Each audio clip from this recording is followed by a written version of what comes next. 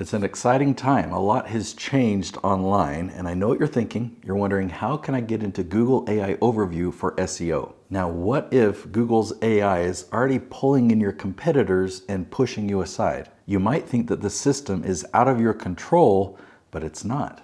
In this episode, I'll show you how people are quietly earning a spot in Google's most visible real estate. Let's dive right in.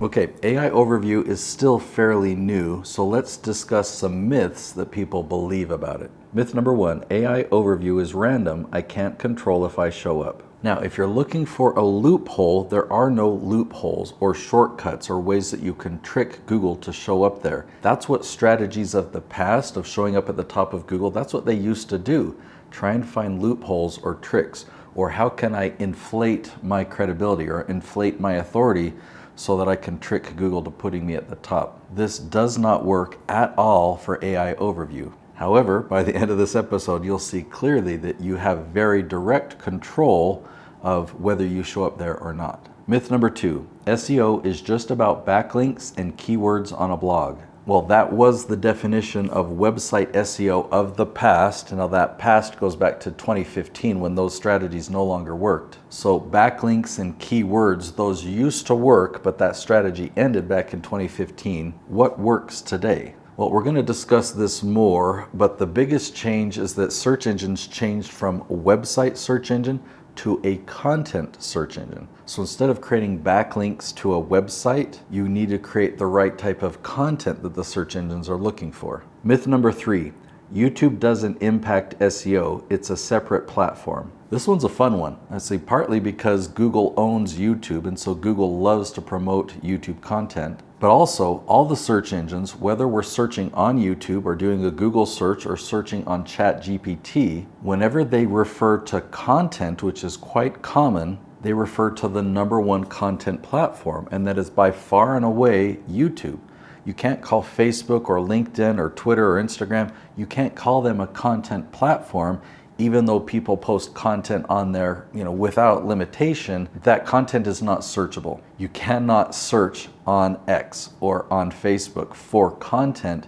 You can only search for people. Their platforms were just not set up for that. But on YouTube, that has a foundation of search. It's the only video platform that has content that's searchable. Another one might be Wikipedia, but you know the difference between Wikipedia and YouTube. ChatGPT does recommend Wikipedia quite often, but when people are looking for real in-depth content, it recommends YouTube. Now, these same principles apply whether you're using Perplexity, AI Overview, ChatGPT, fill in the blank with another AI tool. YouTube is the number one platform that they are recommending for deep content. So let's just break it down. When you look at a search that you do on Google and you see the Google AI Overview, it's not pulling from content from your home page. It's not about optimizing your website and hoping that your content will appear there, but it's actually pulling from specific content that already is ranking somewhere for that topic. So for example, if you take a YouTube video and you can get that YouTube video to rank at the top of YouTube search,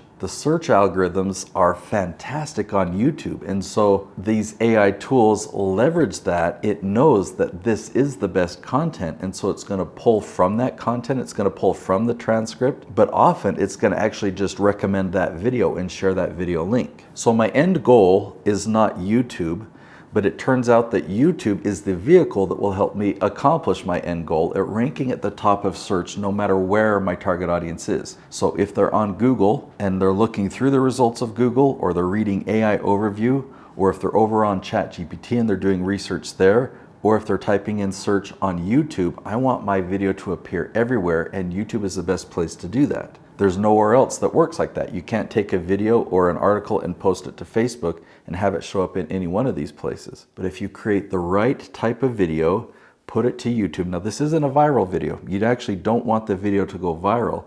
But if you create the right type of video and put it on YouTube, it will accomplish that goal. Now, I want you to have clarity about search engine optimization. This is no longer a game about beating the algorithm. Nowadays, we can do research and find what is my target audience doing when they're in ChatGPT. What are they asking when they're on Google and YouTube? And today, more than ever, their questions are more and more specific. They're asking longer and longer questions, which is so valuable to us. It tells us who they are, what industry they're in, whether they're advanced or beginners. And we can differentiate between questions being asked by people who are not our target audience and those who are definitely our target audience. So we can make content that speaks exactly to our target audience and actually pulls them in, right? It's like we create a marketing machine that attracts the right people. A big temptation that you're gonna have as you do keyword research and you find these questions is you're gonna want to go after the ones that have the highest search volume. That's a valuable space to be,